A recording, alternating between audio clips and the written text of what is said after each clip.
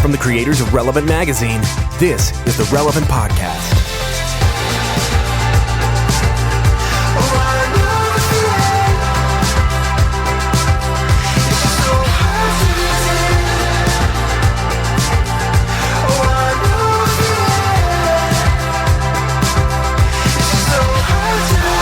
It's the week of Friday, September 30th, 2016. I am Jesse Carey, your interim host of the Relevant Podcast. Casey Kasem here with your top 40 coming at you. Cameron Strang is out today, hence me hosting and doing my professional announcer voice that Eddie thinks is just hilarious. Here with me today in the Orlando studios is Eddie Big Cat Koffoltz. Hi, Jesse.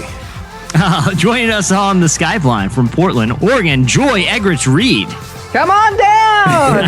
Yeah, really, exactly. Dude, I'm just getting hyped, guys. I'm getting hyped. This is what real pros do. Also in the studio is our illustrious producer, Chandler Strang. Hello. And a special guest. This is a real treat. This is a real treat today, guys. A special guest also joining us on the Skype line is Science Mike McHargue. Good morning. It's a pleasure to be here. Drive time bananas. I need like one of those little honker things. I have a soundboard that has all my Zoo morning crew stuff. It's mostly fart noises. That's exactly what it is. It's clown horns and fart noises. That's all you need. Like in life, really. That was your high school band. Clown noises, clown horns, and fart noises. When I was doing broadcasting classes in college, the one thing I learned is there's no such thing as dead air if you have fart noises and clown horns at your disposal. But hold on, as a point of clarity, did you ever actually take broadcasting classes? I actually let me tell us who's sponsoring the show, and I'll get to that because that's an interesting yarn you're going to want to hear me spin. Our show today, we're very happy to have Blue Apron is back sponsoring the show today. I don't know about you guys, but I do not like making meals. Like, I'm terrible in the kitchen. You guys know my thoughts about preheating. I don't believe in it. So I want something. I want a meal solution that's going to provide me something with quality ingredients that's also easy and fun to make. Enter Blue Apron. And I need to hop in here for a second because when you say quality ingredients, Jesse, I do get nervous about how you cook for yourself because it's basically just half defrosted Hot Pockets from a long, long time ago. And so the idea that Blue Apron... And peach rings. Yes. So the idea that Blue Apron would get some spinach in you is really, really good. Let me say this, because Eddie, you make a fair enough point that for me, the bar for quality, quote unquote, ingredients is very low. But right. Blue Apron, that bar is extremely high. They have established partners at 150 local farms, fisheries, and ranches across the United States because they know that not all ingredients are created equally. They're committed to fresh ingredients. They're also, all the seafood is sourced sustainably. The beef is raised humanely. They use regenerative farming practices. They also, Joy, you'll like this because you brought a piece about food waste last time. They're committed to eliminating or reducing food waste by shipping the exact amount of ingredients required for each recipe. For less than $10 a meal, Blue Apron delivers seasonal recipes along with pre-proportioned ingredients to make delicious home-cooked meals. Blue Apron knows that when you cook with incredible ingredients, you make incredible meals. Can I give you a couple of the things that are shipping this month if you order Blue Apron right now? Oh, I am pretty hungry. Please do. I am pretty hungry right now, so just be careful what you say because I may just have to leave. There are a lot of these that they're so good these are so high in meals. I don't know how to pronounce a lot of these. Eggplant, chickpea, tagine with Islander pepper, tomato, and couscous. I'm amazed you were able to do couscous. Yeah. Because you've never had that before, right? I think we actually talked about it on another podcast. That's why he knows. Spicy chicken chur fry with baby bok choy, sesame ginger, cucumber salad. These are incredible meals. And for right now, you can get, this week, you get 3 meals free with free shipping by going to blueapron.com/relevant. You'll love how good it feels and tastes to create incredible home-cooked meals with Blue Apron. That's blueapron.com/relevant. Blue Apron, a better way to cook. So be sure to support our sponsors. Check out Blue Apron. And Eddie, real quick, your question, did I take broadcast lessons in college? I feel like that ad read would answer your question. Yeah, Brenda. question answered. Watching you do an ad read and host the show is how I feel going to my daughter's gymnastics class and watching her finally figure out a cartwheel. Nobody's saying it's great, but gosh, if she's not trying so hard, and I'm so proud of her. Like, I can. So at any moment, you could be witnessing like a horrific ankle blowout. Yeah, that would never happen to your daughter. You know when you're watching youth sports that anything can happen. But I'm watching Joy listen to you, and I can just see her smiling, and she just gently puts her hand on her heart, like, God bless him. You know what she's doing? She's ordering Blue Apron. She is. Jesse, great job. Now, Mike, the last time we talked to you, it was a few weeks before your book, Finding God in the Waves, released, and it has since come out. It's a huge hit. I read a piece that you wrote this week in the Washington Post. Wow. Yeah, that's crazy, isn't it? Dude, you're everywhere right now, cool. man. Somebody tweeted me a picture of the Houston Chronicle, which apparently I'm in today, which was whoa, it's insane. I think we all, because we had, I've read the book. I know, a lot of people who listen to the podcast are familiar with your writings and your work, but for a lot of people that may this be the first introduction to your story. Are you getting a lot of positive feedback about people who've been touched by the story itself? Dude, I've been overwhelmed because I kind of expected a little bit of controversy, even though I worked to tell my story very graciously and present my opinions with humility. Both me and the publisher expected some pushback from both skeptics and from conservative Christians. And the feedback from kind of more progressive Christians, conservative Christians, and atheist agnostics have all been really encouraging. My favorite review on Amazon is a 5-star review from an atheist who says, I did not want to like this book. Wow. But it ended up being moving to me and helped me understand what Christians are talking about when they say they believe in God. That doesn't necessarily mean they're foolish or defective people. It's just a different lens for viewing the world. So I have been beyond any wildest dream I had, the way the book has been received by people and the way people have told me that it started a path of healing or insight for them. I've been doing podcasts for a while, but there's something special about books. There's an intimacy involved with 288 pages of dialogue with someone. And it's really been, can I use the word blessing? It's been a blessing in my life, the way people have encountered that work. That's awesome, man. Dude, that's beautiful. I'm glad to hear that it's been received well from both sides, because I know all of us on here have at various points published, not something to the level of your book, but have published various things for Christian audiences. And there's a lot of times where I feel like, Christians are there are some groups of Christians who are a little bit more sensitive and prone to making things controversial. But even though you're saying some ideas that may be new and that some Christians may find controversial, you feel like even from that side, the response has been pretty positive? Oh, I've gotten tons of emails, comments, ratings from people who say I deeply disagree with most of Mike's theology, but his love for people and Jesus is obvious. Yeah. And I appreciate the fact that he presents things as his opinion and not as facts that people should accept without scrutiny or skepticism. Because my book is meant to be a conversation starter, not a treatise. And people are actually receiving that way. I mean, I got an email from a Pentecostal minister in Kansas who said that he was quoting the book from the pulpit, not because he agreed with my theology, but he wanted to inspire his congregation with what it looked like to love people well. And I was about to go on stage for a conference, and I had to wait a minute because I was crying because I was so moved by the fact that this guy who comes from such a different view of God than I do saw in me a common love for Christ and for the Christian tradition. And that is what I wanted to do with this book, is help us understand the ways that our shared love for Christ should bring us together and not separate us. Well, Mike, we appreciate you joining us on the show today. We got a really fun one. Hot show. We got a real hot show. Derek Minor, the hip hop artist, is going to be on the show. He's got a new album coming out. He just released a new EP. We have an incredible conversation with him about his album and some of the stuff going on in America that needs to be addressed. We are also what will probably be the lowlight of the show, a game that I wrote that I'm very excited about, that I prepped with. I gave before the show, before you guys got on today, I read Eddie a couple of these trivia questions that we're going to be playing with later.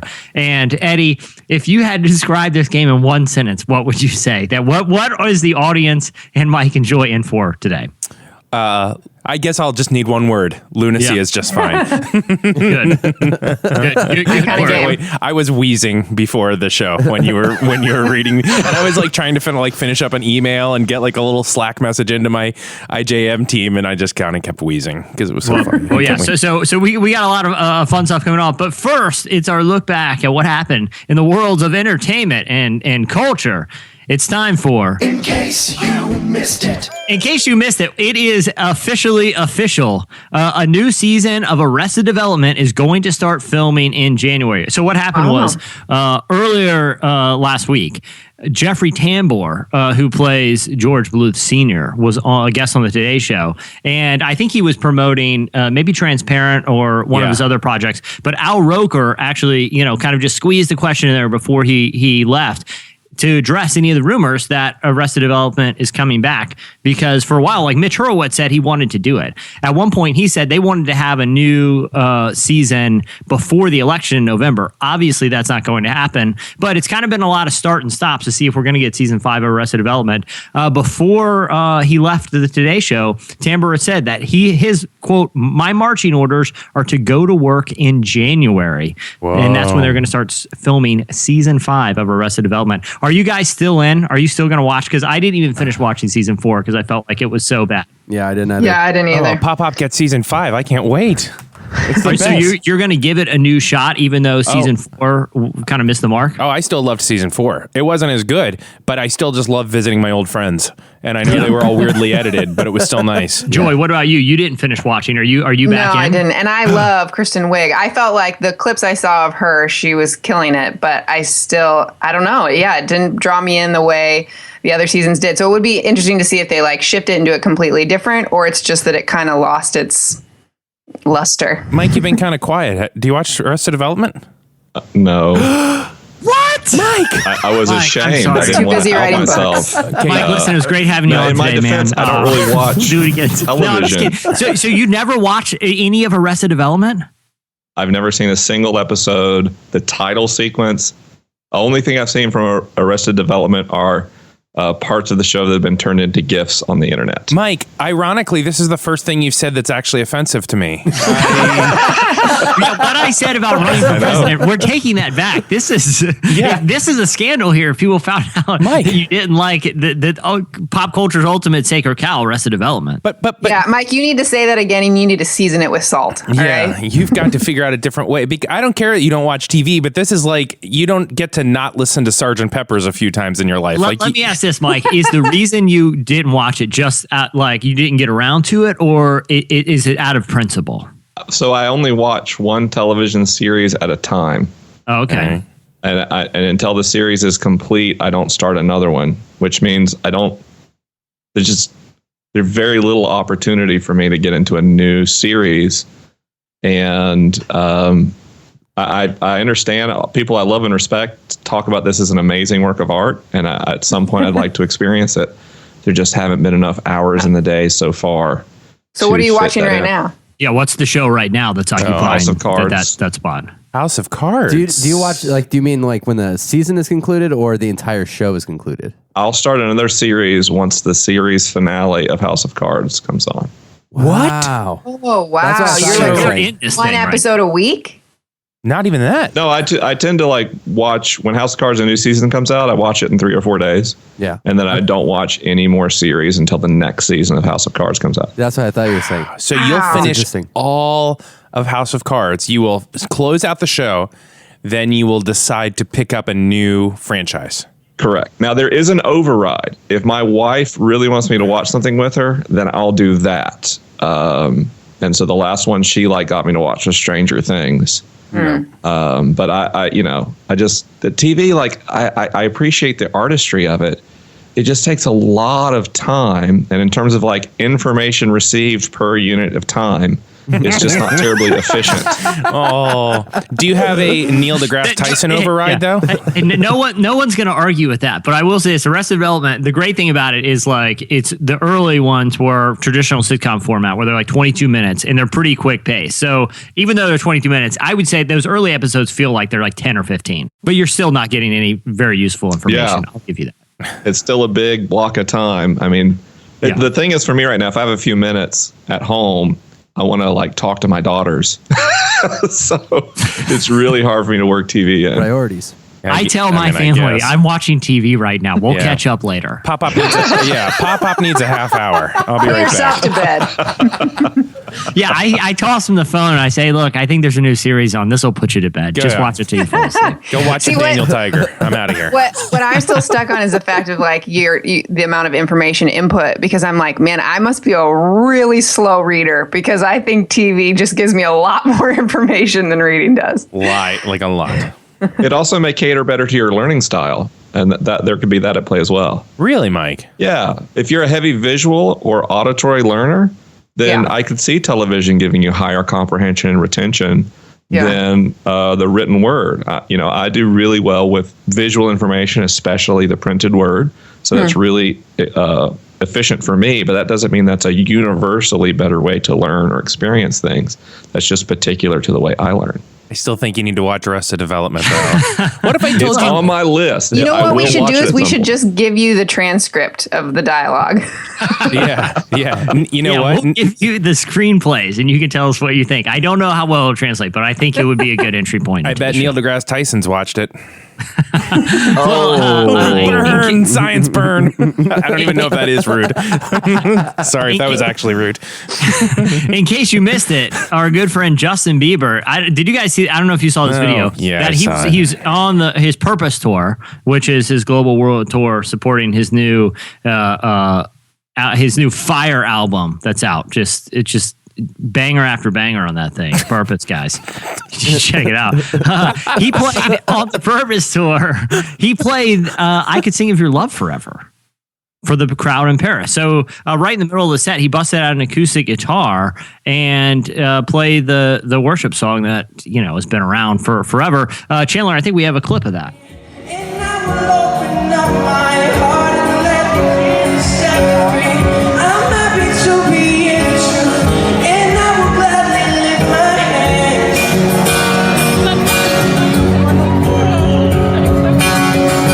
I will sing of your love forever. I will sing. All right. Well, I don't want to bury the lead on this, but he is wearing a pair of sweatpants in that video with his own tour name on it.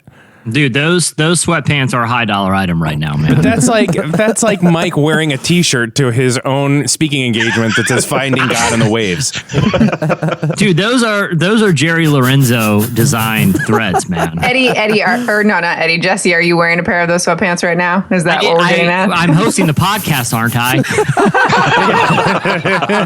I don't have a problem with sweatpants. The problem is wearing your own brand. Like, I don't own a Relevant shirt, even though there's boxes of them right behind us. But I feel like if I'm walking around wearing a shirt that says hello, hello on it, people are just going to think oh, what a turkey. Yeah, but when you're at the level, I think this is what Jesse was saying, when you're at the level of Bieber, they've done the math, and if he wears them, they sell. Yeah. So what you're saying more. is I'm not a big deal. Yeah, well, I'm not. I'm just saying you don't think any of us are and at Bieber Bieber are status. a little far off in your cultural and fashion influence. And like I said, those are Jerry Lorenzo designed sweats, man. Forget that the name of his tour is on his sweatpant leg. Okay, I'm just glad he's making it acceptable to wear sweatpants in a setting like that. Yeah, I agree. Yeah. I feel like sweatpants have long been the most shameful article of clothing that you can wear. Yeah. It basically giving says up embodied into fabric. right. when you wear sweatpants, you're saying two things. One is either I don't care. Two, I have the flu.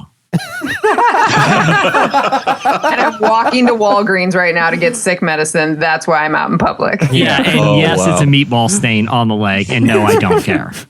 But But Bieber is making it acceptable to wear them. I feel like he's up there singing a worship song in sweats, Eddie. I feel like he gets more credit for that, man. Because now it's cool for you to wear sweats wherever, and then the most comfortable item you could possibly wear. Well, I will note that. I also really like that he was playing that. I think he was playing that in a pretty high key. Yeah, it was a few steps too high for him. Yeah. And there are worship leaders that are like, actually, why don't you drop a capo 2 on that and start on D sus? I think that's going to help you out just in terms of dropping that key down to a reasonable place. It's not the original recording, but it's all right. You got the Eddie. Let me ask you this real quick, man, because I know you dabble on the old 6 strings, and you're a world class noodler there. Have you ever been in a scenario where you're leading worship for, like, let's say a cell group, and you got your Ovation or whatever guitar you play with the shell back, Classic. and you bust out a couple tunes, and early on you don't know the difference between keys. You just know that printout that the church gave you says G over the first chord, and you start there even though it's too high. Has that happened to you? You just start jams too high? The truth of it is, and I think that Mike can relate to this, I have a pretty high singing voice, actually. So I rarely have a key too high, but so I'm in my zone, just soaring, giving them 10,000 reasons for their heart to be broken by my beautiful chords. And Most of the time they think a woman is singing. They do. Is that Carrie Job up there? Is that an angelic Like, woman's everybody voice just I keep hear? your eyes closed. Keep them closed. Don't make eye contact. Mike, how low of a key can you sing in? I'm more of a baritone, believe it or not. So I have this voice where I can't go super low, but I also can't sing very high at all. Oh. So if you've got like a nice mellow croon, I'm your guy. But if you need like a rattling bass or anything high, I'm out. I'm so glad this came up, because I feel like back in old school, like evangelical culture, churches, right, where they would do, they maybe still do this in churches. I don't know. I haven't heard it in a long time. It seems like it's gone out of fashion, unfortunately. But remember when they used to do, like, okay, the worship leader would be like, okay, the guys sing this part and the girls sing this part, right? Yeah. And whenever it would go like that, I feel like the guys would sing so unnaturally lower than they normally would. Yes. So it'd be like, okay, all the guys sing more love. It's like, more More of a bellow. more of you and my love. Like, it would be like you're like looking at the guys in the row, just seeing who's going the lowest here. Like, It makes me think of Promise Keepers. I don't know if you ever went to any of those, but Promise kept. it was like just a giant crowd of men singing too low. with swords in hand. It's like the praise version of the 2.5 Men theme song. men, manly men, God, godly men. Hey, you're going pretty low there. Well done. Yeah, that was impressive. I feel like you It's have a a bigger croon. range than That's you how I would roll. have. No, I feel like I feel like it happens more at church than singing along to the radio or anything else. I feel like it's like a trick, a nasty trick of worship songwriters, is this thing where every song, I feel like I start at a place that feels like, okay, I could go up, I could go down, and inevitably there's a key change or something. And I literally, because I love to sing loud. I'm not good, but I love to sing loud. But whenever I know that I'm going to all of a sudden have to drop down, like I just have to get really quiet so the person next to me doesn't notice that I started just on the really wrong key. Yeah, you can feel that ledge coming. You're like, oh boy. Yeah, boy, here we go. Do a cough real quick. Do a cough just to kind of like work Ease over the into edit it, point. yeah. Yeah. I'm just going to reach down and grab my cup of coffee real quick. Hold on. This is my problem with worship music. Oh, give it is to key me. changes. Oh gosh. You don't hear key changes in popular music. I mean, I firmly believe key changes are like the work of Satan in the church. They are. And they're just, the worship leaders don't even think about it. It's like, hold on, you understand, this may be like the most immoral thing you're doing in your life.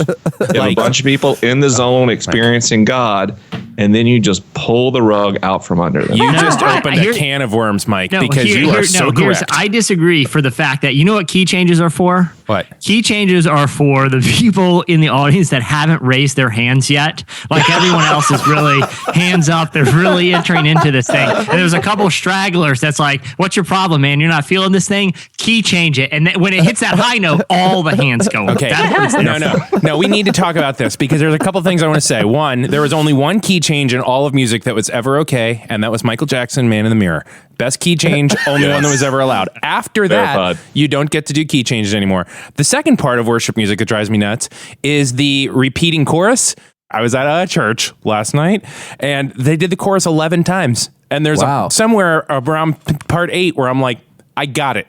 I already said this. I said this already. I know. I've declared this. I have allowed God into whatever you're trying to get me to say. Oceans fall. I Move get it. on, yeah. Key change it. Well, okay. The one other thing, and then we'll get on to this other item that I feel like is never really addressed in these worship scenarios, that it takes me out of it every time. Like if I was going to go forward to get prayer for something and this happens, I'm probably going to be too distracted to even do it, is when you have a pastor who has like the wireless mic, right? Like the little yeah. flesh colored yeah. Madonna mic. You guys know what I'm talking about, I've right? worn many Hands-free. of them. And he doesn't realize that it's still, or he like clicked it on because he's about to go up or whatever. Yeah. And the worship song is singing. They're about to bring it home. This is the most important part. He's about to go on stage Yeah. and ask for people that need like ministry. And then he's like, he flips it on, but he doesn't realize it's on. And he starts singing. And we say, and he's yes, not a Lord, singer. yes, Lord, yes, yes, And all of Lord. a sudden, you hear this weird voice coming over the worship band that isn't in key. Yeah. Like to me, that's the most distracting thing in the world. Yes, yes, Lord. Yes, Lord. Yes, Lord. Okay, I'm coming up. He's pumping himself up. All right, let's do this. You've got this. You're number one. Bring it Get home. up there. Bring Get it up home. there. Yeah, Get that's up the there. worst. Yes, Lord. I think there needs to be some sort of like safety on those things, like on those wireless mics. Like, are you sure you want to click over here? Oh, Mike, the key change in worship music is, I mean, It's immoral. It is immoral, Mike. Well, speaking of, I guess those wireless mics count as wireless tech or wearable tech. In case you missed it, Hot Snapchat transition. this week. Yeah. It's the original wearable tech. Megachurch pastors have been rocking it for years. In case you missed it this week, Snapchat is finally catching on to what the megachurches is doing, and they're getting into the wearable tech game. I don't know if you guys saw this, but they just released pictures and of what their new prototype of spectacles are going to be. They are the new Snapchat branded glasses that have a camera affixed right there at the corner, right by the lens, and essentially it lets you take 10-second Snapchat videos with the help of glasses, whatever you're looking at. It connects wirelessly to your phone, so you can upload it to Snapchat and do all the fun things you like to do on Snapchat later. But it lets you wear them all the time and click them on whenever you want. Now, they're going to release sometime this fall, and they're only going to cost like $130, which for sunglasses is not really that bad. But the thing is that these have already started sparking privacy concerns. It's the same thing like when It's the Google Glass all came over out. again.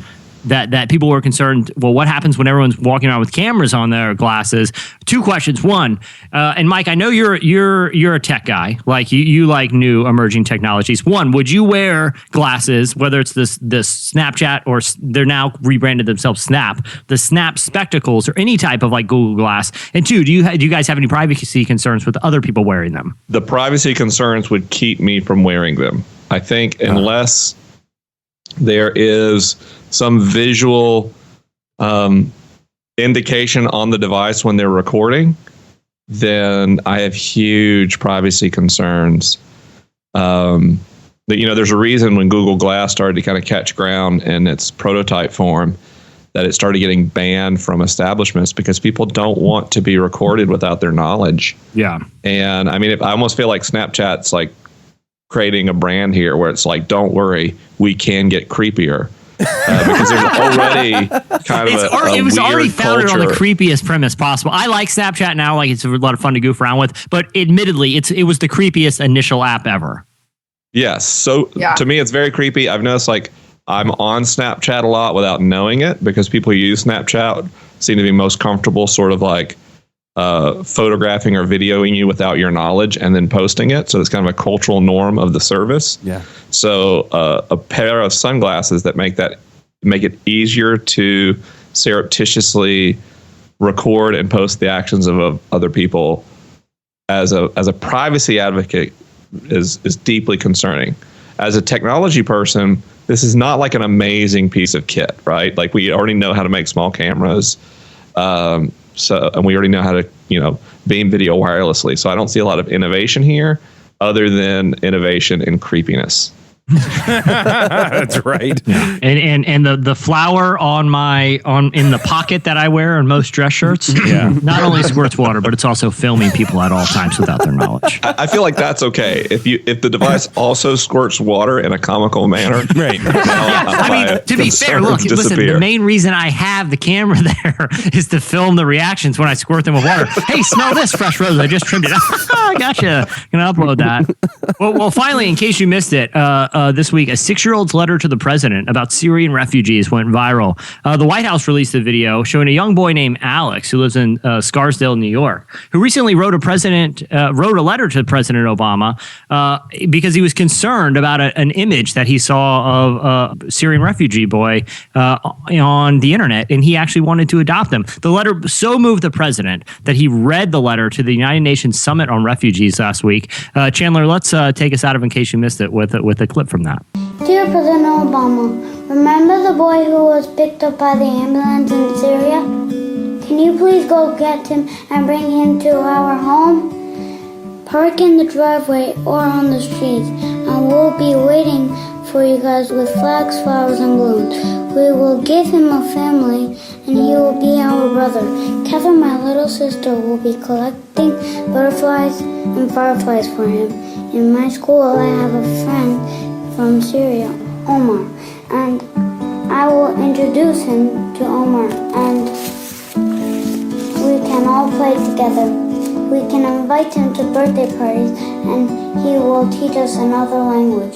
Since he won't bring toys and doesn't have toys, Catherine will share her big blue strawberry white bunny, and I will share my bike, and I will teach him how to ride it. I will teach him addition and subtraction. Those are the words of a 6-year-old boy. He teaches us a lot.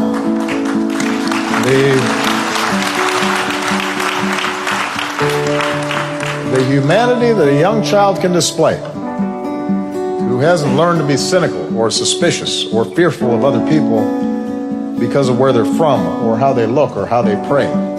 We can all learn from Alex. Alex, 6 years old.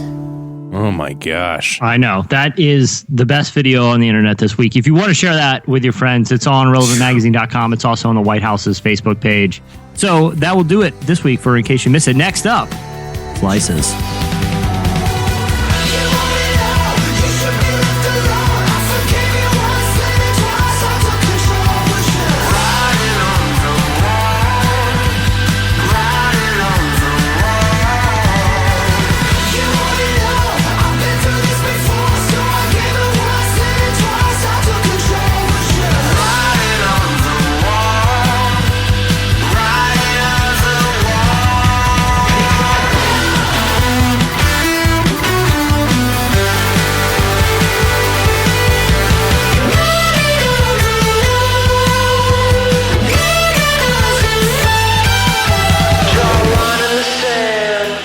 Listening to Paper Out. The song is Writing on the Wall. At the beginning of the podcast, you heard the band Half Noise with the real banger.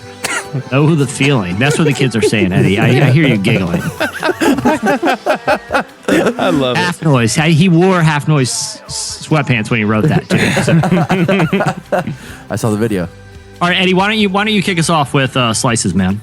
I feel like I can get this entire slice out just by reading the headline, but I will give some details. But essentially knowing that mostly that Joy was going to be on the show today, but also Science Mike, I wanted to bring out the slice. China opens the world's biggest telescope. Okay. I thought Again? pause for reaction and continue. So the world's biggest telescope is now scanning the skies in southwest China. Well, it's in southwest China, scanning the skies, not of. We understand.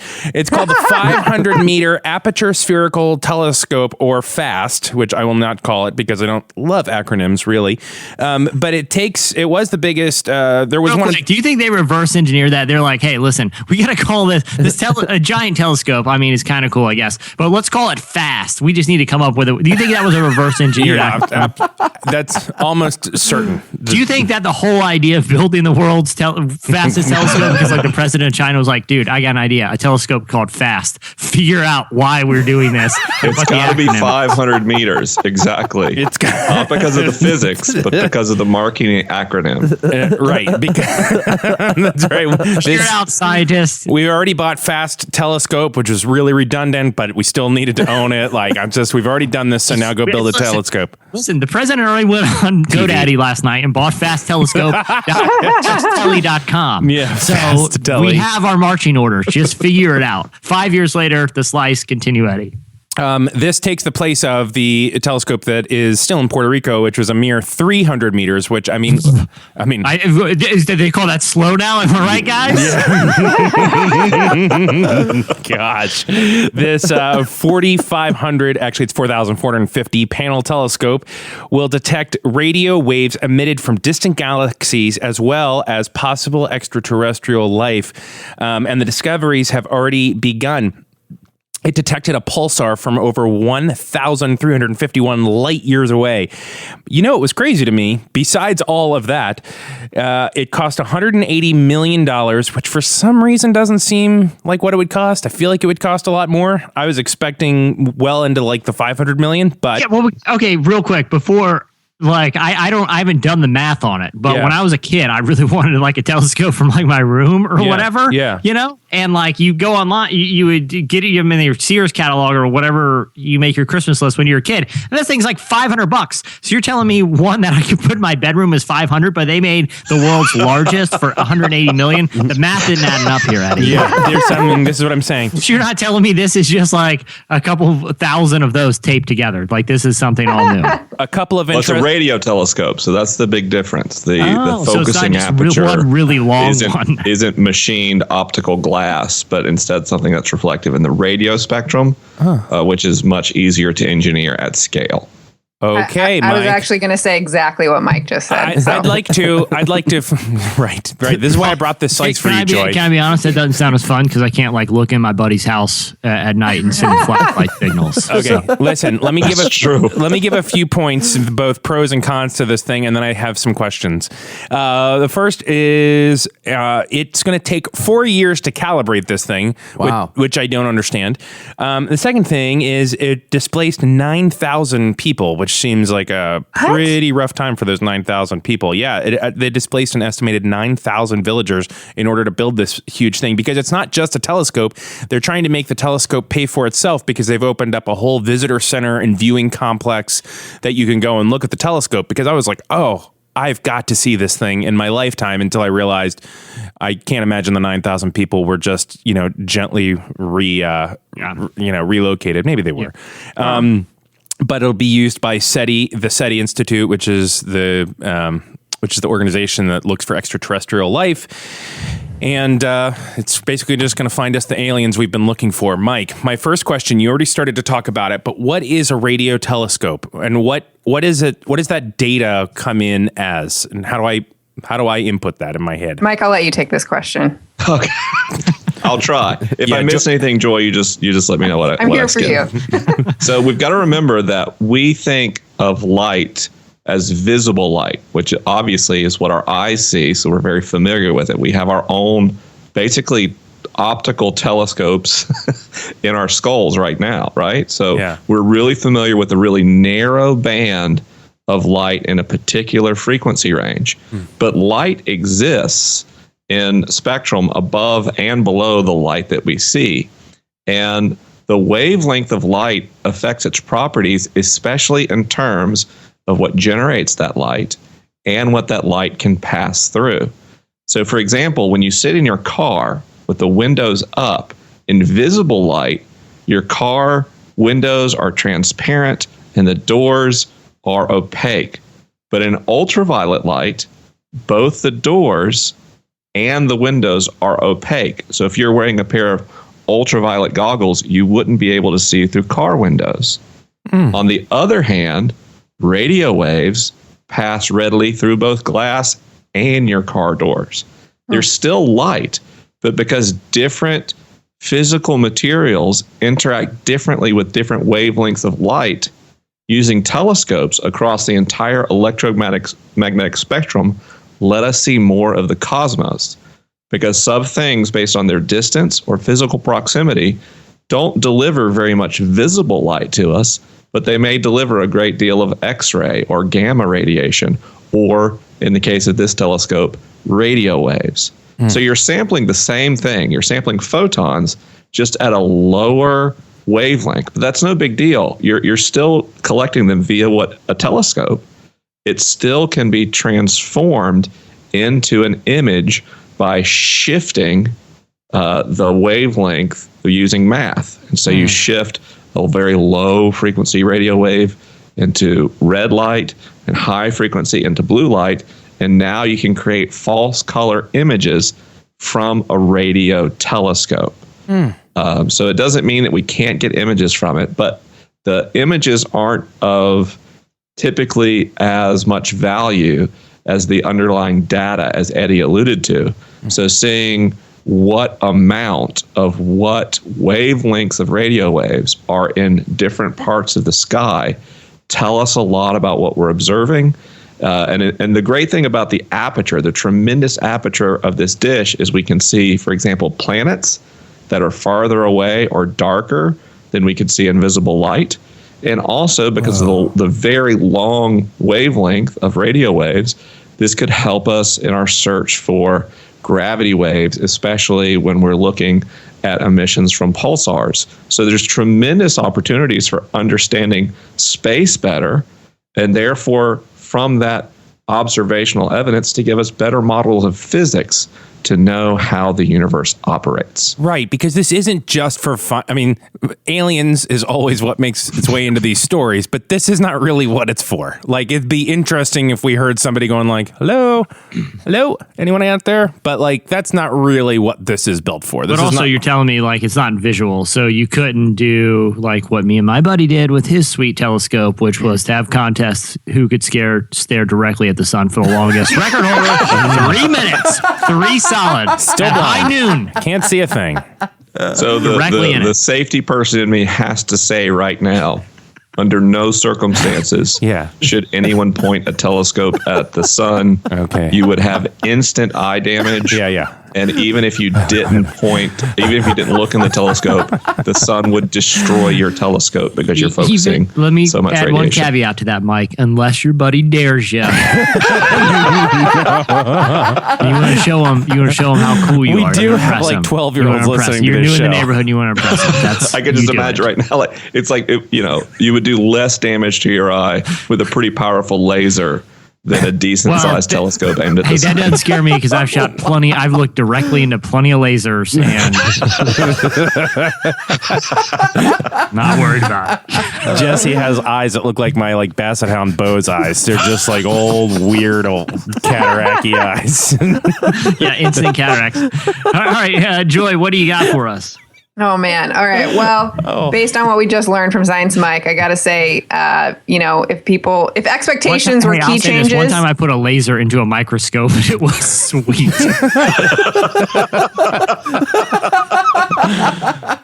All I saw was red for 2 days. It's Oh cool. my I don't know what the results of the experiment were, but I know I saw a lot of red. Oh my gosh. I felt like I could taste the laser. It was weird. Joy, what do you got for us? All right, thanks. Okay, well, based on what we just learned, I just want everyone, if they have expectations for this, if expectations were key changes, I want you to drop them by a lot. This is not going to blow your mind with what Science Mike just taught us. However, actually, I need to give a little background for you, Mike. One of the reoccurring things that we talk about on this podcast is how my husband, Matt, has the soul of a 90-year-old man. And he's very leery of technology. You might even picture him in an office with stacks of papers, conspiracy theory type guy. He's not that bad, but that's where we go. But anyways, he has a Yahoo account, which when I found out when we were dating was almost a deal breaker for me. But we were talking about that last week. Yeah. What did you ask him? What scam he's involved in? Yeah, his Hotmail and his Yahoo are sending out things about like inheritances for like Nigerian princes, right? That's him. Exactly. He's the guy behind this. If so, I'm waiting to give the return on that. By the way, I did a very kind thing, giving him my credit card and social security number. Never heard anything back. So. All right. So have any of you guys, you probably already heard about this. This is about a week old, but I wanted to share it because of what we were talking about. Have any of you guys been hacked or identity theft or even just like have a strong fear like my husband that it's going to happen? I'm totally paranoid about it. That's why I have unique passwords with maximum entropy allowed for that service for every single website and service I'm a part of.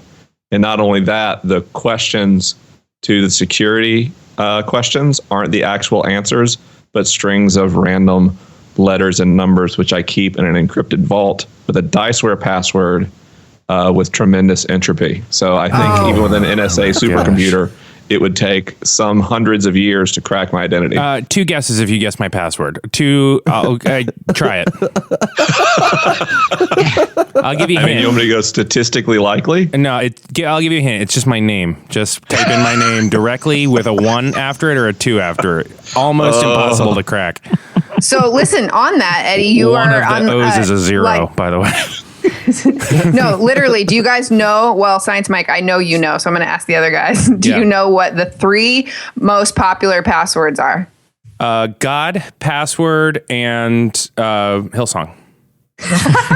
Jesse, do you have any guess? Usually, I'm looking at a sticky note in front of me right now that says password 123 password. So I'm guessing it's one of those. My version of an encrypted file, by the way, is that sticky note that Mike has. I'm trying to remember that movie, The Net, a couple years ago, 25 years ago. Wasn't it like 20. password? It was 20 years ago. Yeah. Okay. What are the top 3 passwords? Well, Science Mike, would you like to guess? I'm going to guess, and by guess, I mean be very certain that the most common is password, that the second most common is 1, 2, 3, 4, 5, 6, and the third most common is 1, 2, 3, 4, 5, 6, 7, 8. Well, okay, well, I'm surprised you didn't hear you say Belieber 87 because I'm safe now. You are correct on the first 2. However, the third, according to this source, but I would probably trust you more. The third one is QWERTY, which I hadn't heard of, but it's QWERTY, which is the top 5 we all or know, Joy. 6. Everyone knows. Just by I the way. didn't know that. I know. It's okay. It's all right. All right. Yeah. Well, so my slice is most interesting to me. But anyways, we make fun of my husband. However, it came out last week that Yahoo confirmed that at least 500 million user accounts were stolen in 2014. That someone hacked in and they didn't get bank account information, but they did get people's address and different things like that. My question, and I'd just like to say that my husband was not one of those people because he follows a very systematic thing, kind of like Science Mike. He changes his password every 6 months, and I asked him what he does. He has like a category of words that he picks from. Then he changes certain letters into numbers, and then he always adds numbers and some type of character at the end. So if you want to learn, well, now he's going to get hacked. Yeah. What? You just gave away his password. No, you won't know the categories. And he changes it all the time. So I think that's a pretty standard. I mean, I feel like Mike just told us what he does, and it works. But anyways, my question though, and maybe you guys will know, how come if this happened in 2014 and it affected 500 million users, how come we didn't know until 2016? I think that's the question like the Federal Trade Commission is going to be asking Yahoo pretty soon. Yeah. People don't always know when they're hacked until the data goes online, because when hacks are done well, they're done slowly, and they're done without raising any suspicion that someone's inside the system. Yeah, Mike. Gotcha. Okay. So a lot of times it's not a conspiracy.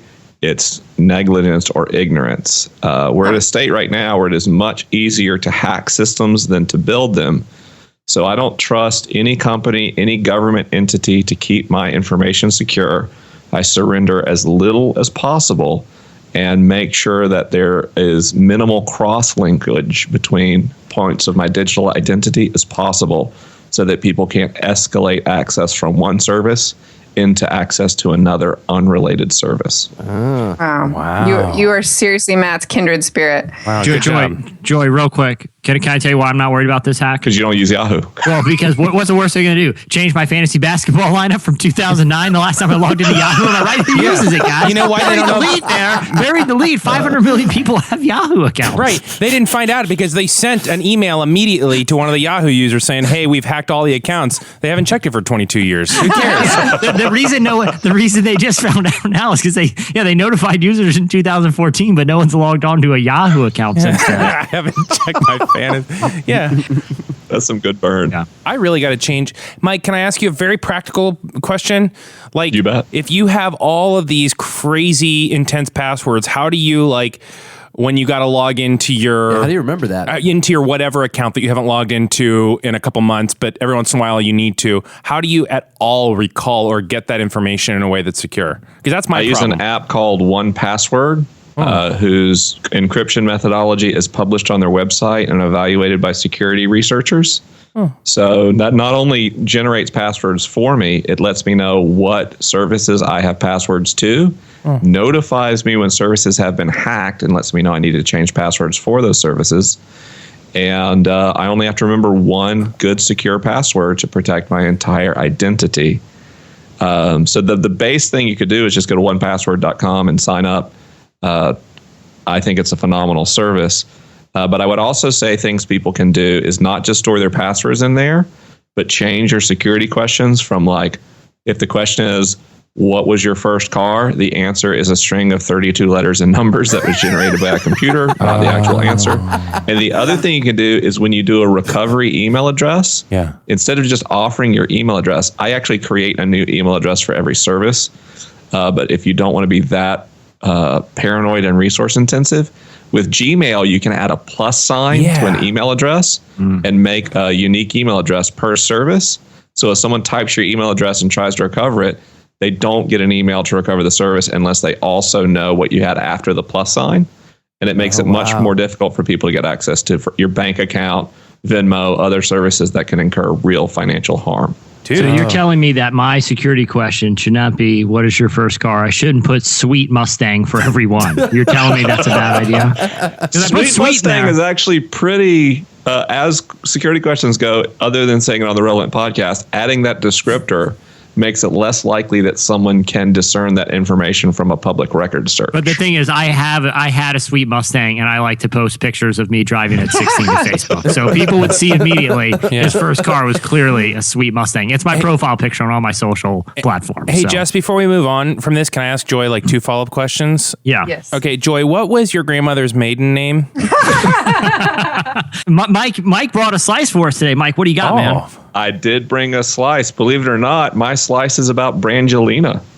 So I bring the telescope slice and you bring the Brangelina slice. Although I did bring my piece from a little bit of a different context because it has to do with evolutionary biology and human psychology and why we're obsessed with this couple's relationship that none of us know anything about, by the way, or have any standing to make moral decisions about how they should feel toward each other or who's right.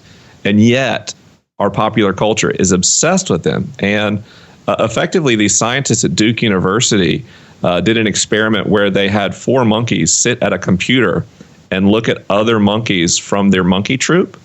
And when they saw a picture, they got a certain amount of cherry juice. Now, monkeys love cherry juice. I mean, I guess it's kind of like their brand. I'm aware. Yeah, we know. Go on. They would get more juice for looking at pictures of lower status monkeys and less juice for pictures of alpha monkeys. And yet the monkeys always chose to look at pictures of the alpha monkeys. So it seems some of our nearest genetic relatives are obsessed with social standing and power. And when you give them some ability to use an internet-like device, they also choose to look at the powerful among them. So the whole premise here is that our brains developed or were designed by God in a context where human societies were about 200 people and there was no such thing as media. And since humans don't survive very well on their own, we're obsessed with having good standing with people who are powerful and trying to figure out how they tick so we can emulate them and gain status ourselves. And that's led to a modern phenomenon in the age of media where there's something called parasocial interaction, where people who are celebrities or public figures send out the kind of social cues and signals that dominant members of a local society would have, only we don't actually know them in person. And that degree of distance only further intoxicates our brain with a fascination. So our brains treat celebrities as if they are real people we know who are the most successful members of our troop or tribe. So far be it from being completely inexplicable. It turns out gossiping about celebrities has its roots in the very formation of human society. It's really interesting because, as part of my job with Relevant is I monitor analytics like all day and review analytics for editorial purposes to kind of see what content is connecting with readers on a day-to-day basis. And literally, it's not even close. The most popular stuff we do has to do, and I should emphasize, we're not like a gossip. We don't do like tabloid type of stories, but we are a culture magazine. So we cover culture and along with the artists who create it. But anything we do with a celebrity, like for example, that clip we played at the beginning of the podcast, that was almost one of the trending stories globally on Facebook from our website today because it had to do, it wasn't just anybody playing I Could Sing If Your Love Forever. It was Justin Bieber playing and people were interested in it. Wow. Are you saying if it was a duet between me and Eddie, it would have less views? It depends on if you're doing the low, low man voice How and many Eddie's key doing changes are you doing? his high female. I think that would get comparable to Justin Bieber. There's only one way to find out. I'm gonna get my flower camera set up on you guys after this, and then you guys look in real close. Don't worry, I won't squirt you. No problem. I won't squirt you. You just start singing. Let's wear those sweatpants. Yeah, make we'll sure get the you're whole wearing thing on camera. sweatpants. Well, Man, that was interesting. yeah, that was That was super really good. interesting. Sorry, I didn't have a lot of follow-up. I'm just like, I'll have questions in an hour as I process all of this. I mean, mostly a lot of it's about cherry juice and who's ever had cherry juice and why do they like it. I'm really interested to get my hands on cherry juice. But my problem is I focus on minor points and then I end up missing all the good content. But cherry juice. Well, that was a lot of fun, and I have no transitionality. How could you? Just go to the next thing. That'll do it for Slices. Next up, Derek Minor. Why is it so hard to find a peace of mind in the world where you're giving all of the time just to find out? Yeah, to find out. Why is it so hard to find a peace of mind in the world where you're giving all of the time just to find out? Yeah, to find out.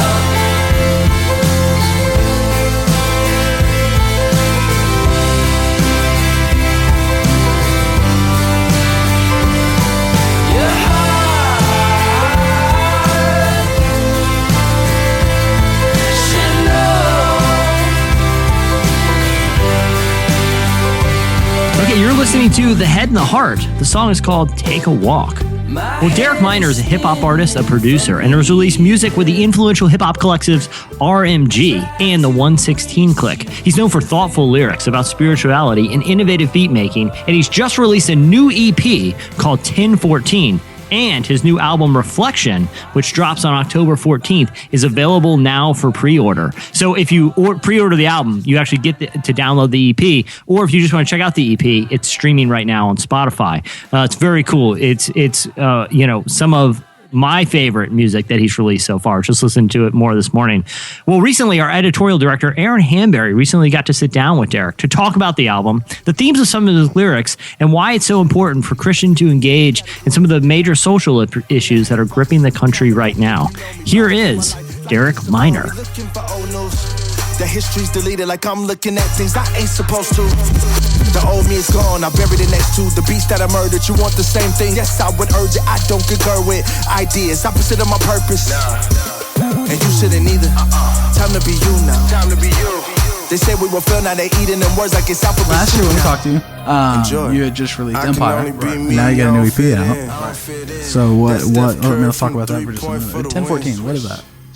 Man, so I saw it and thought, and I'm looking in Apple Music through music, and I saw the 1014, and I moved on past it because I was like, in my head, I filled in like 2014. I was like, no, I'm looking for a 2016 release. Right. Nah, so I have an album coming out on October 14th called Reflection.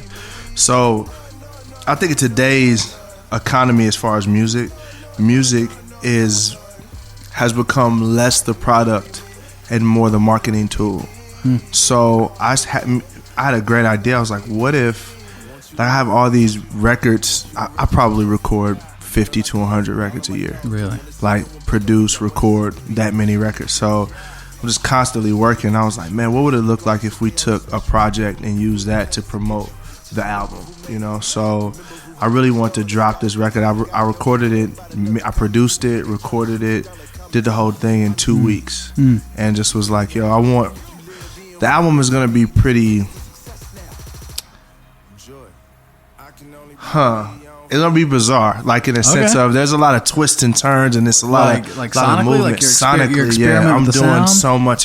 Like people that loved Minorville for me because of the experimentation. It's like Minorville on steroids. Like it's just so much experimentation because I said, man, you know, this is my 6th album. Like, I don't have anything to prove anymore. I'm just going to be me and make great music. So we took the EP and we're using that to talk about the album. So Daraj, who's an artist on my label, did the artwork for it. And he's like this crazy, insane, creative. And so it's pretty cool, man. I really enjoy making it, especially just knowing that I did it in 2 weeks. It's just really all of me, so it's fun. Is it a departure, you think, or you think it, from you in terms of your music, or is it like an evolution, like it's something that you've been building to? It's an improvement. Like, so people that follow me for a long time know that I used to go by Pro, and the reason I departed from that was for several reasons. One, try Googling Pro. You're gonna get like Pro basket weaving, Pro like Pro mustache trimmer. You know what I mean? NBC owns like a whole network of like Pro Football Talk, Pro Basketball Talk. Right, like so it's like you're not gonna win there, and it just, I mean, you know, Christian music lives online, especially urban music. It lives online. Sure. So that, but then also at the same time, like I felt restricted because I felt like people knew me for a certain sound, and I was like, that's not me. That's a piece of me. But and I think that's, you know, every artist, Russell, they get famous off or get popular off of a sound, and people are like, do that again. And for me, I have such a diverse palette. I was like, no, I'm not gonna be the turn up guy. I'm not gonna be the ratchet black dude. Like, I'm gonna be the artist that I am, you know. And I have that aspect to me, the ratchet aspect, but then I have the creative aspect. I have the indie rock aspect. I have the pop aspect. Like all those things.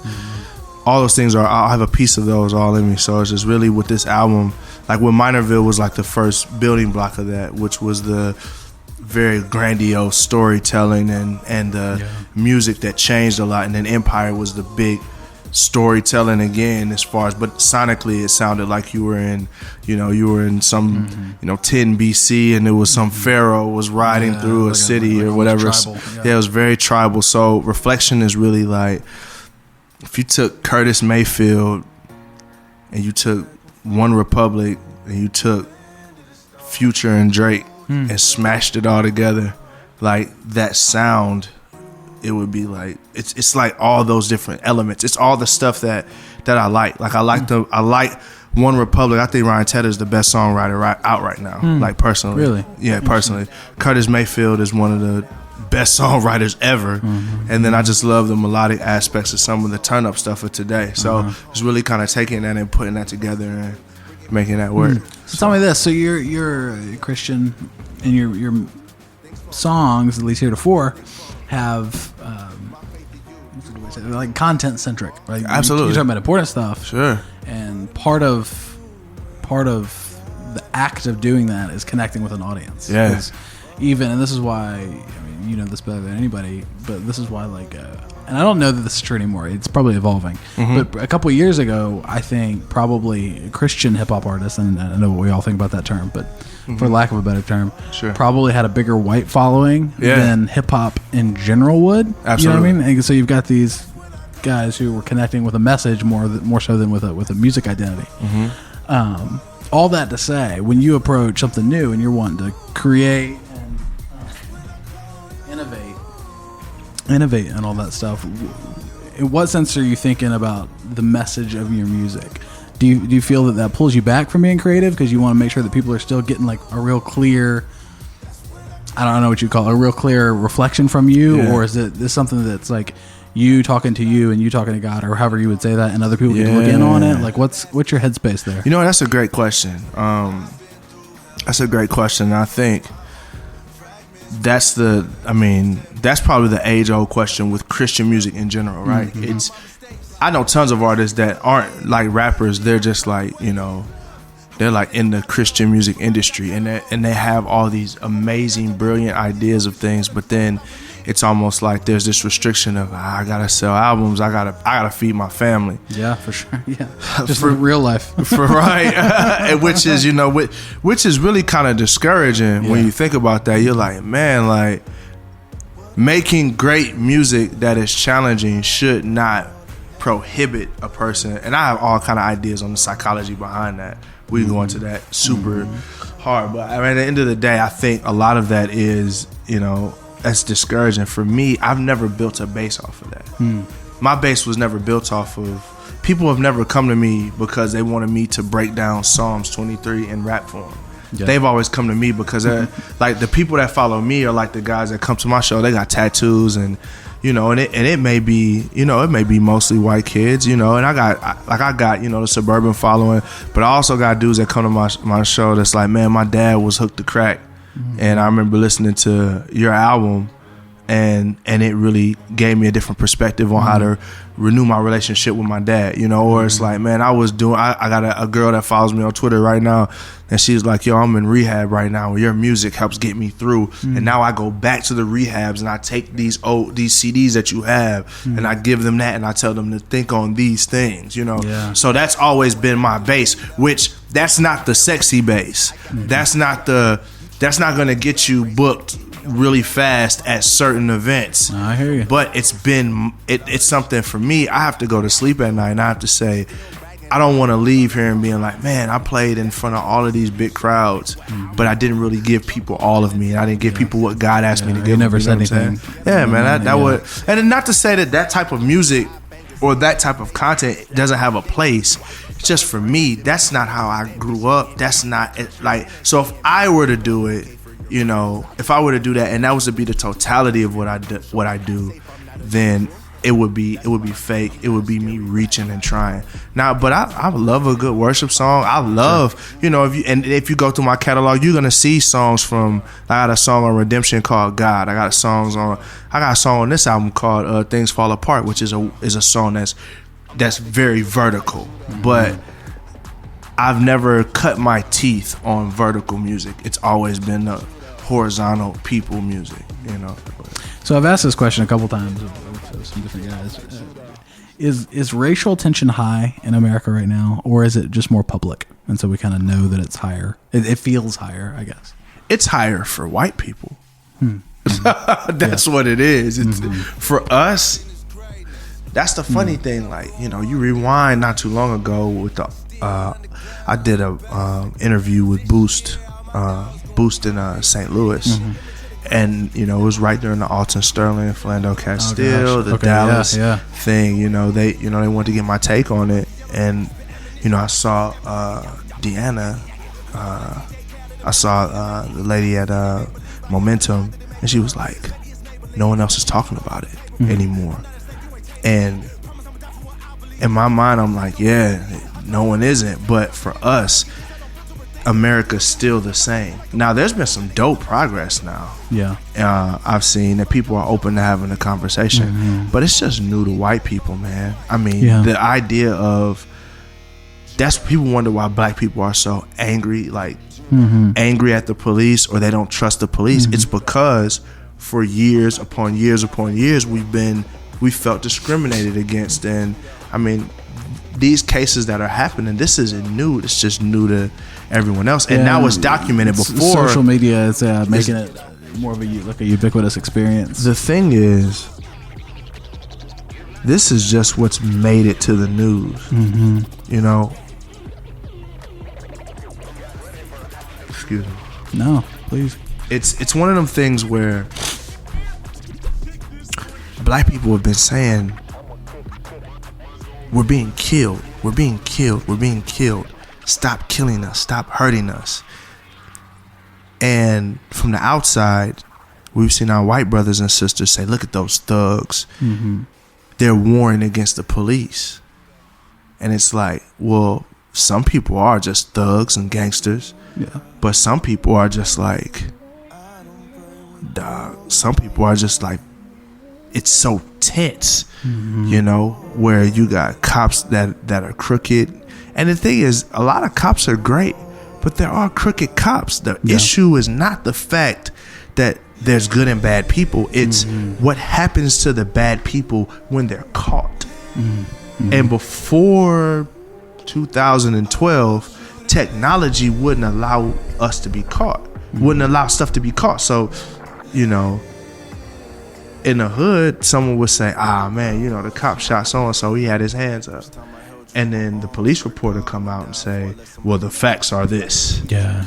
And who you going to trust? You going to trust the police, or you going to trust a poor black dude versus the police? It's never gonna. You're never gonna trust the poor black dude, because they're just protecting their own, is what people would think, you know. But now what's happening is we're getting it on camera, and guess what? People still aren't getting convicted. They're still like, wait for the facts. That's why when I wrote this on Free, I was like, they say wait for the facts, like I can't believe my eyes. Where does the discussion, and I guess I have in mind particularly the police issue. Yeah. What do we do? What are Christians? Where is that as a Christian discussion? Is this something that?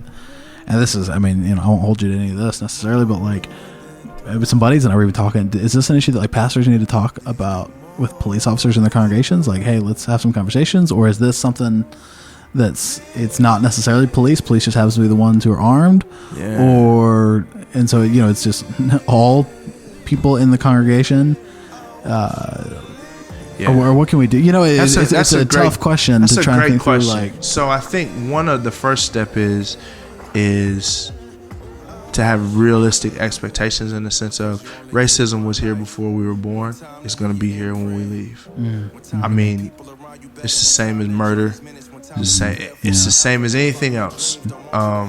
So it's really finding concrete things that we want to, that we want to see happen. So, cool thing is, you know, the federal government said they're going to stop using private prisons. Yeah.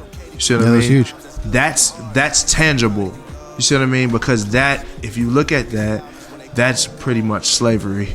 Private prisons are, you know, so they've eradicated slavery in that sense in the federal government. Now let's look at the state level. Are there private prisons at the state level? You know what I'm saying? Yeah, I've heard that very few prisons will actually close because of the federal thing. Exactly. Because they'll just get state inmates. Exactly. So what I'm saying is, let's go to the state level and see what's happening there.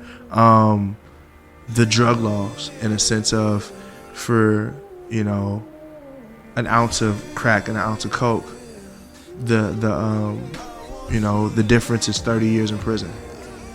Something like that. It's like crazy. So it's like things like that. It's finding tangible things, and I don't know what that is. I don't know what that is for each church. You know what I'm saying? It could be church is saying, hey, we're going to plant a church in the middle of this area, and we're going to hire black people, black pastors on our staff, and we're not going to make them the black guy pastor. Like, we're going to literally say, let's plant a church and let's make this guy a lead pastor, and we're going to give him tons of support to help change his community in Chicago.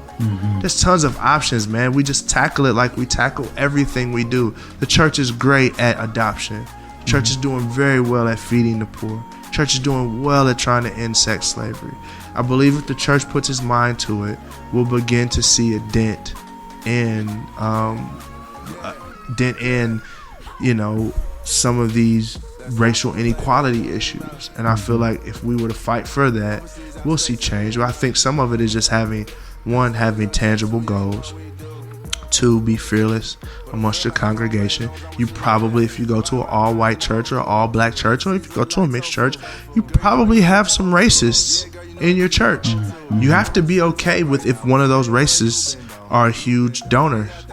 Like, hey, they pay a lot of money to your church. You have to be okay with offending them because you're not doing them a service by not offending them. Yeah. Like the gospel, like for the racists, they need the gospel too to penetrate their heart. I don't want to see racist people killed or murdered. I want to see them rocked by the gospel of Jesus to where they say, man, one day, man, I didn't like anyone that didn't look like me, but today God has rocked my heart and my soul, and I love everyone, and I don't know everything, but I'm fighting for the cause. I want to see those types of testimonies. That can't happen in your churches if you're scared, if you're being a coward, if you're holding it back. Yeah. And if you knew in your church there were people that struggled with, pornography or tons of different things like that, you would get on there, you would rally against it regardless of what happens. And I think with race, don't be a coward. I've been on the road, show right after show. You've been all alone, so I can't wait to get home. Even when I'm not around. Anchor, yeah, she hold me down. I be always out of town, but you ain't got nothing to worry about. That was Derek Minor. Up next, Must See TV. But you're number one. You're the reason I'm still up at dawn. Just to see your face, we'll be going strong. With the vampires, baby, we belong awake. Swinging from the fire escape. You're listening to Andrew McMahon in the Wilderness. The song is Fire Escape, and what a banger that is, huh, Chandler? Yeah. Yeah, as you guys know, the fall TV season is upon us. And I know, Mike, you're still catching up on House of Cards, but you're going to want to watch some of these new shows that are coming out. Mike just finished Different Strokes. Now he's on to House of Cards. Mike, I'm so glad you divulged that bit of information, because I feel like you're going to be a really good contestant in this game, because you're not going to have a lot of foreknowledge of how of some of these questions I'm going to ask. So this game is called Must See TV.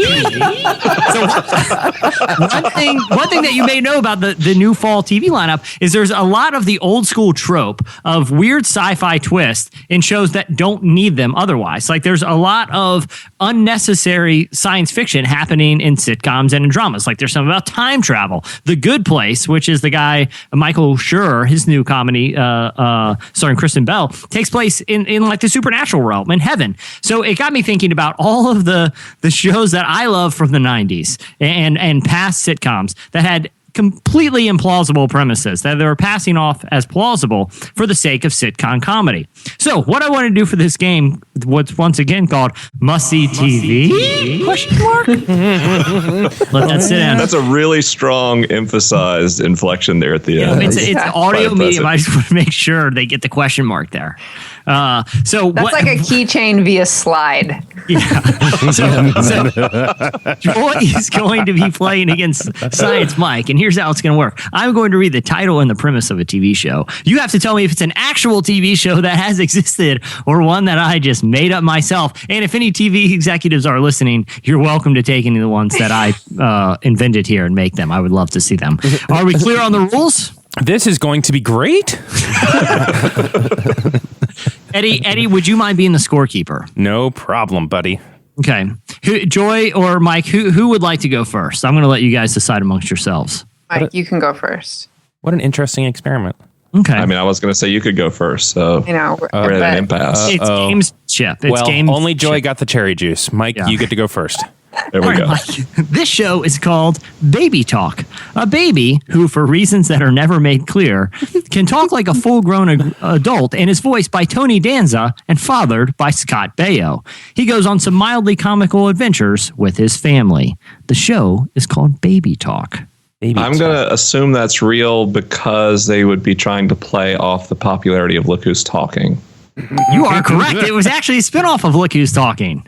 And I think that's the show that they used the baby for the Quiznos baby later. And maybe that explains why Quiznos is no longer around. I've never heard of it, but I was just making an inference based on popular culture. Yeah, can I just interject something here? I love these games that Jesse comes up with, but when you actually have me playing against a literal genius, this is not fair. But I feel like the playing field's a little level. He says he didn't watch TV, but though he My knew a TV intelligence reference is wildly overstated in the media.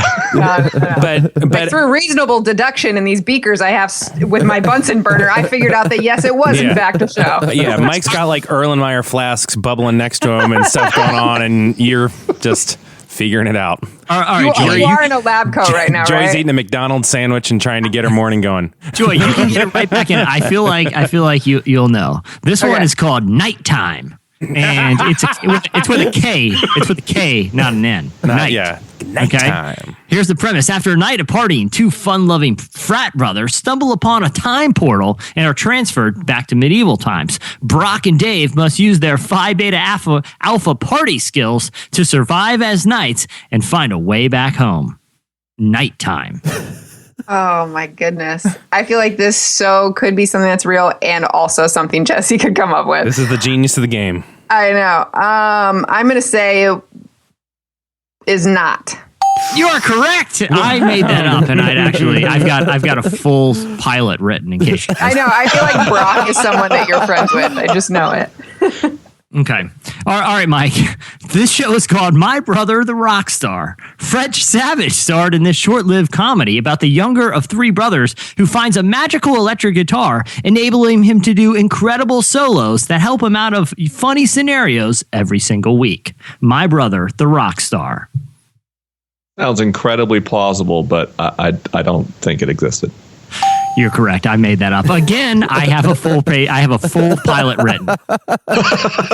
Hey, and that was tricky with your little short-lived. That actually made me feel like see it what I'm actually doing was. there. Yeah, You're good. You're good.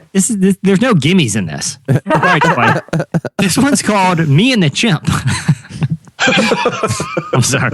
This one is called Me and the Chimp. A dentist and his family adopt a retired NASA chimp named Buttons, who constantly gets him into trouble with the neighbors because of his shenanigans. Me and the Chimp.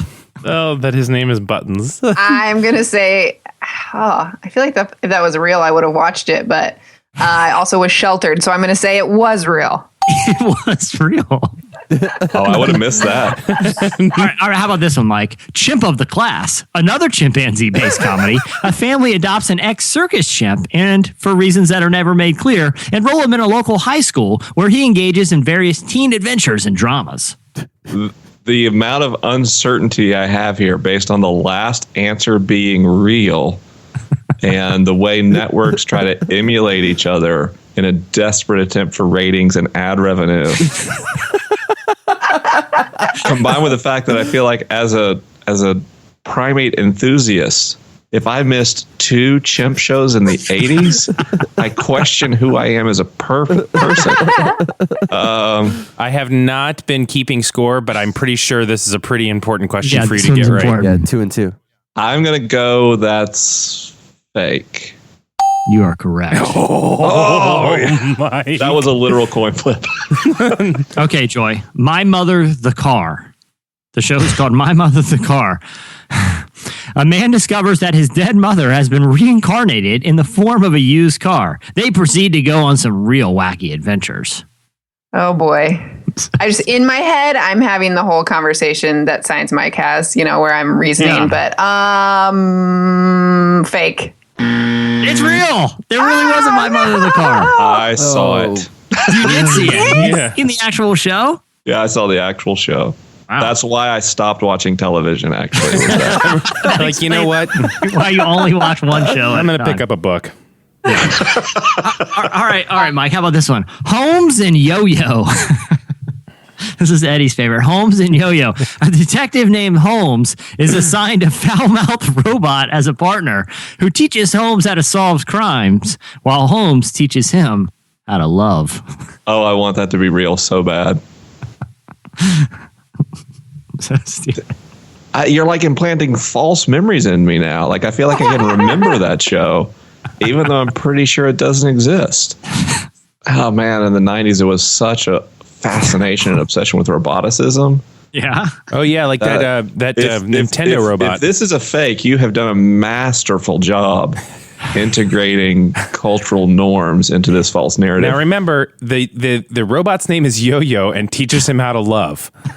Just take in all the information. Holmes teaches Yo-Yo how to love like a human. Oh, yeah, that's right. It's a Spock-esque sort of arc. I'm going false. It is real.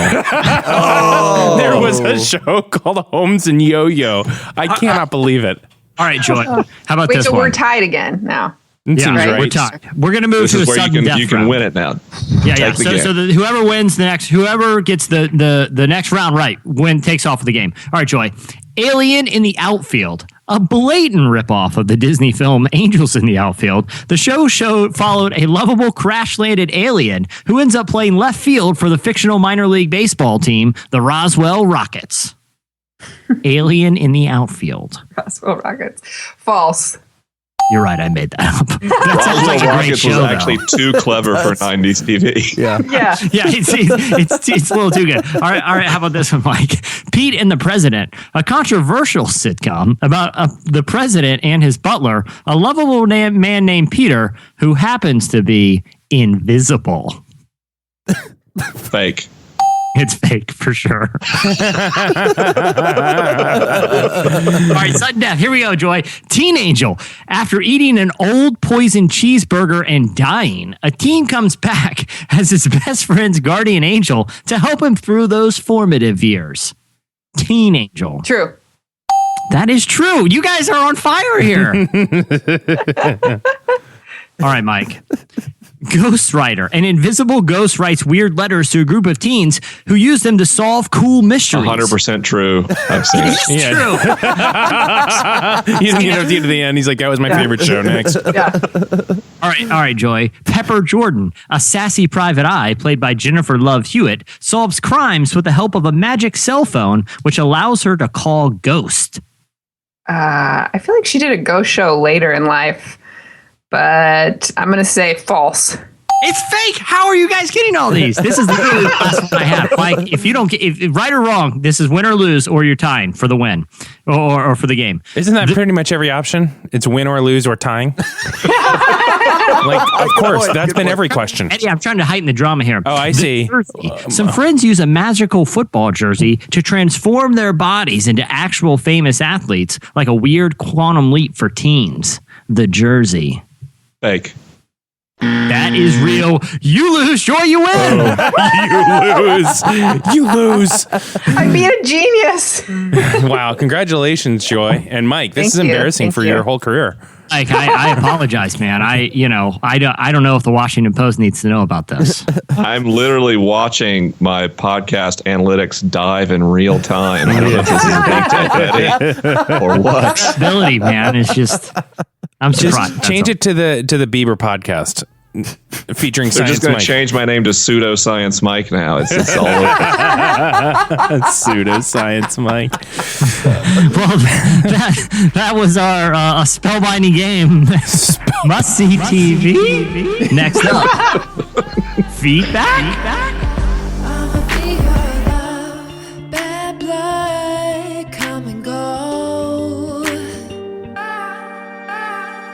Hello, Relevant Podcast listener. My name is Oliver Crisp. If you're interested in more resources to cultivate a deeply formed spiritual life, visit Fuller Studio. This free website houses podcasts, videos, stories, and other resources on such topics as reconciling race, Muslim-Christian dialogue, and psychology and faith with such features as an exclusive film of Bono and Eugene Peterson discussing the Psalms, all available for you to use freely for any purpose. Explore now at fuller.edu/studio. That's fuller.edu/studio.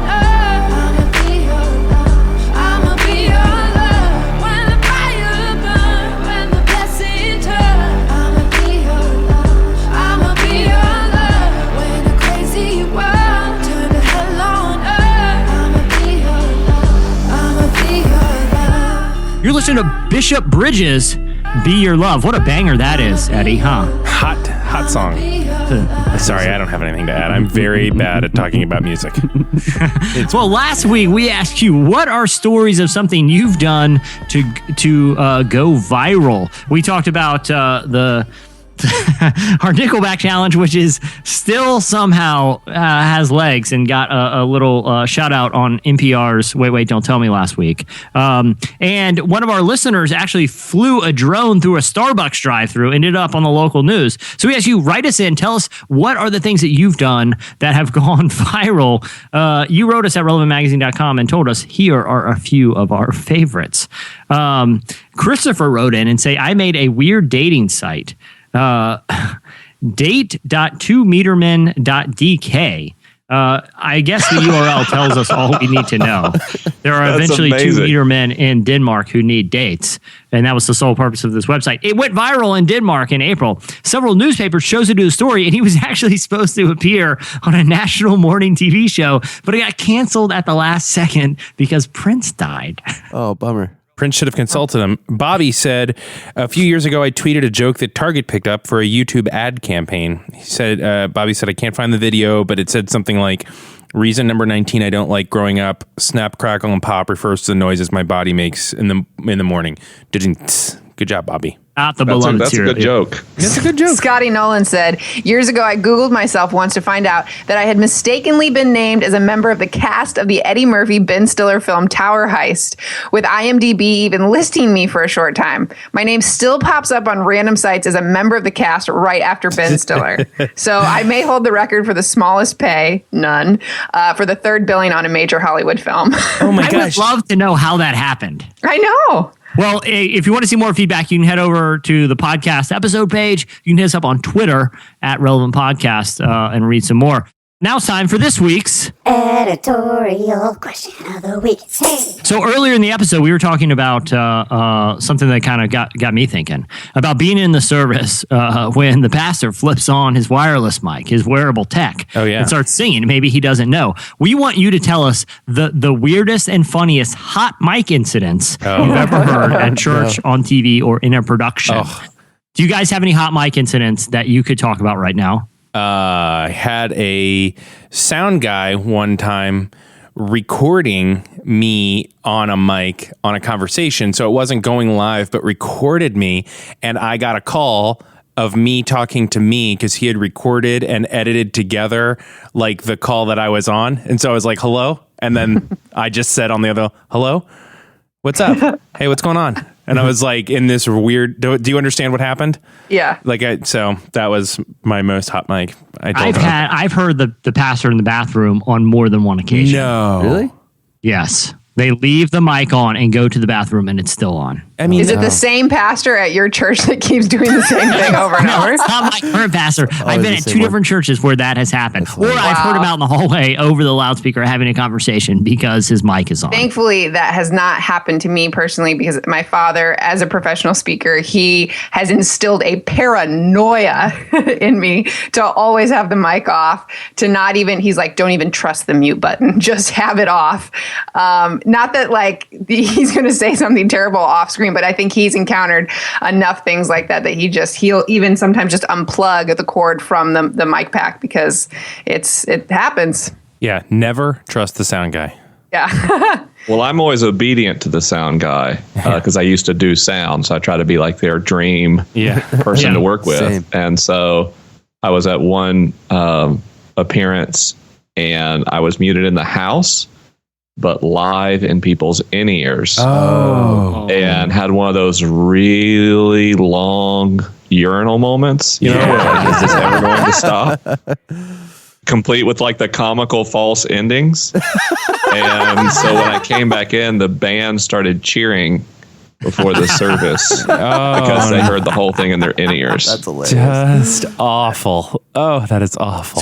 So yeah, if you have hot mic incidents, and if you have any funny videos of hot mic incidents, maybe we'll play a few clips on the show if you send us YouTube links.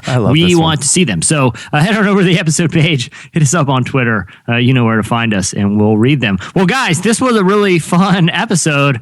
I'm sure next week I'll be relinquishing my hosting duties and going back to co-host. But thank you guys for bearing with me. Also, I want to thank Derek Minor for coming on the show today. You can follow him on Twitter at the Derek Minor, and his new album Reflection drops in October. You can actually pre-order it now, and if you pre-order it now, you get an EP that he just released for free, and that's also streaming on Spotify. So be sure to check him out. I also want to thank our sponsor, Blue Apron. Remember, you can get your first 3 meals free with free shipping by going to blueapron.com/relevant. So thank you, and also thank you to Fuller Seminary for also sponsoring the show today. Love Fuller. Yeah, I want to tell users one more thing. Be sure to go to iTunes and drop us a review. It really helps more people discover the show. Be honest with your reviews and how much you love me, and if you want to use me by name. Unless you don't like the show, in which case, please be less honest. Just give the most honest 5-star review you're capable of. It can be about my hilarious jokes. It can be about my looks, my ravishing eyes, one of which was damaged in a laser microscope accident. But it's I'm going to iTunes right now. Right away. So drop us a review and follow us on Twitter at Relevant Podcast. You can follow the magazine at Relevant, and also check us out on Facebook, facebook.com/relevant. So thanks very much for being on the show. Cameron will be back. So for Cameron, I'm Jesse Carey. I'm Eddie Koffoltz. I'm Chandler String. I'm Science Mike. I'm Joy Eggers-Reed. All right, guys, thanks so much. We'll see you next week.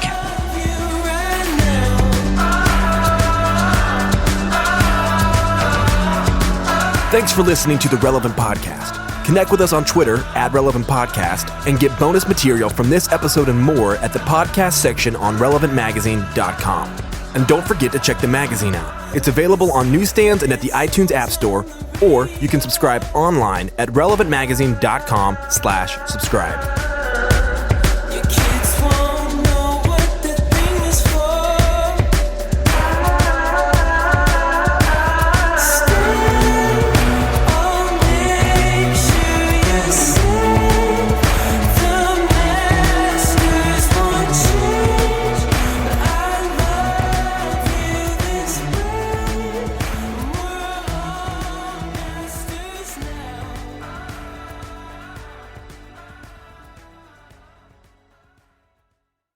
Hey, I'll say this. One time I put a laser into a microscope and it was sweet.